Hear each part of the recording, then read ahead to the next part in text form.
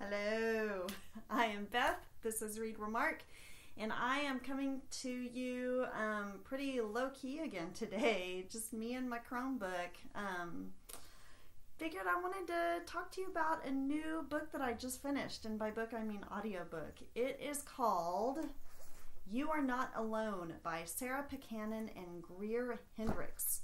The reason I wanted to talk to you guys about this is that I seem to keep coming back to these authors and not really liking what they write. So I did it before with their other book, The Wife Between Us. I read that and was intrigued by it, but was so frustrated with all of the forced twists and turns that seemed like they were kind of thrown in arbitrarily and just in search of a bestseller formula and not necessarily enhancing the story at all. It drove me pretty nuts. So The Wife Between Us, while keeping my interest, was like, oh, it was so frustrating. Same thing happened with An Anonymous Girl. Is that what it's called? Yes, An Anonymous Girl. I was pretty riveted by that one, but got so incredibly frustrated by all the wrong turns that our protagonist took and all of the use of the passive voice that our antagonist had throughout the book. It just, English 101. Rules are meant to be broken, but one of the first things they teach you is don't speak in a passive voice. And it seemed like the antagonist character, it was this passive voice through the whole thing, and it made me nuts. So, of course, I'm dumping all over those books, but I wanted to say that I really, really enjoyed their newest book, You Are Not Alone. So, I keep having to look at my notes. I'm trying to do this in one take, which for me is very difficult, but I'm doing it because gosh darn it, I just want to get this video out and I don't want to be hampered by editing and stuff that I just don't have time for right now. So anyway, it follows a woman named Shay Miller. She is desperately lonely. She's kind of this nebbish, not very pretty, not very ugly, just non-distinct, not overly talented or untalented. She's just kind of average. Very, very thoroughly average, but also very lonely. She just doesn't really, I don't know, people seem to be moving on from her and things are kind of falling apart. So one day she's in the subway and sees this other woman come in and jump in front of the train to her death. Shay is a very inquisitive person, and so she wants to know more. She finds more details about this woman and falls down this rabbit hole of what exactly was going on. So in the process of falling down the rabbit hole, she comes across these mysterious, gorgeous sisters named Cassandra and Jane, who seem to welcome her into their group.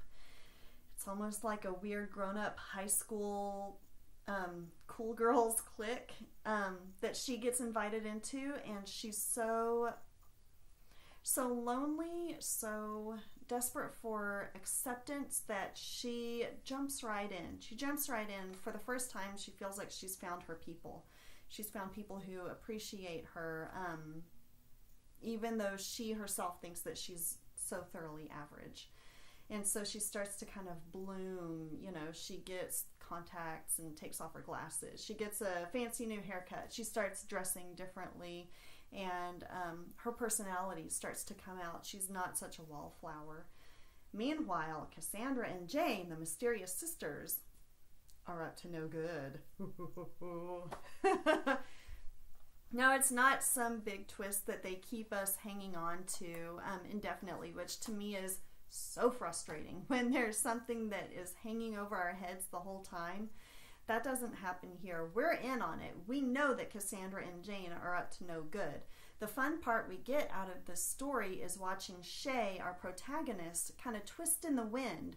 We watch her start to work things out in her head, and I love watching the way her head works, possibly because I identify with it so much. She is a researcher by trade.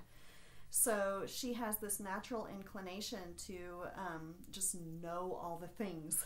She wants to not just know a fun fact, but really know all the statistics about something, really take the deep dive and learn all sorts of facts about a given topic. Sometimes the topics are creepy, sometimes they're just regular everyday things. And so it kind of makes sense that Shay would just keep digging and digging and digging into the mystery of what the heck is going on, because that's just her personality. She's not one to just take things at face value and move on and never think of it again. She's one to really, really learn about something. And so I think that was a good characteristic to give to that character, because we got to see it play out throughout the book, and it helped make sense as to why she kept hanging on. Every now and then there are some books that I'm like, why? Why are you hanging on? Why do you keep looking into this thing that clearly doesn't want you in it? I get it here. I get it here. She hung on a little bit too much, but I get it. I get why her brain would work that way. The only dark spot on this book is the epilogue, because the person in the epilogue comes back and gives us a little bit of information to tie up any sort of remaining loose strings. And that, to me, seems a little bit like sloppy storytelling. I was right there with it, right up until that epilogue at the very, very end. In fact, I started writing this review in my head as I was listening, like, this is great! I'm finally going to get to come to a Sarah Pekkanen and Greer Hendricks book that I really enjoy, that I'm not going to just gripe about the whole time. And then the epilogue happened. But that doesn't ruin the rest of the book for me. It just feels like when you have to come back at the end and explain things through this sort of omniscient view, then maybe the story wasn't really told well enough to begin with. Maybe it wasn't wrapped up well enough to begin with, if you have to come back and explain it. It reminds me very much of a book by B.A. Paris called Bring Back Crap. Okay, another example where I didn't do my research enough before this, but anyway, it's a B.A. Paris book, and I really hope I got that author's name right, where the book was so frustrating to me because it seemed like it was going somewhere really exciting, and then it didn't. And then basically it wrapped it up with this long letter at the end of the book that explained everything. Okay. Okay. I mean, that to me is just very sloppy storytelling. I wouldn't necessarily say that this was on par with that. It wasn't lazy like that, but I feel like maybe it should have been wrapped up better within the story itself without having to turn around and explain it. So anyway, that aside, very good book. I enjoyed it so much. The audiobook version that I listened to was done really well too. I don't have the narrator's name off the top of my head, but she was very realistic, and I didn't get pulled out of the story by her voice or inflections or, things like that sometimes can pull you out of the story if it's just done so weird. It was done really, really well. All right, so that is all I've got. Very excited to give you a positive review of You Are Not Alone. What did you guys think of it? Let me know. I want to hear your thoughts on that and all the other books. Thank you so much for sticking with me, even though I'm obviously not posting on schedule right now. I'm just kind of posting willy-nilly, but that's kind of the way the world is going right now. All of us are kind of going willy-nilly through what our normal used to be. So I'm hoping that as we're all in this together, that we're just getting through and reading some really good books and nourishing our minds with whatever we need to get through it. Okay, really took a sentimental turn there. Didn't mean to do that. I'll talk to you guys next time. When that will be, we will see. 'Tis a mystery. All right, talk to you later. Bye. Thanks.